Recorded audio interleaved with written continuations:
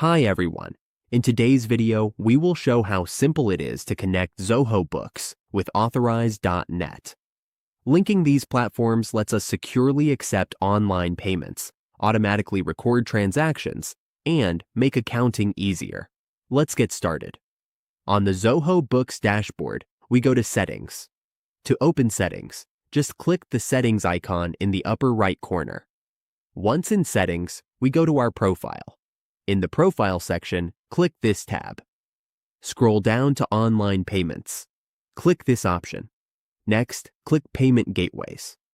On the Payment Gateways page, we search for Authorized.net. Here is Authorized.net. We integrate with Authorized.net. To integrate, just click Set Up Now. Here, we can sign up or log in. We can choose to start accepting payments with the all-in-one option, or select this payment gateway. If we already have a merchant account, we can choose the other option.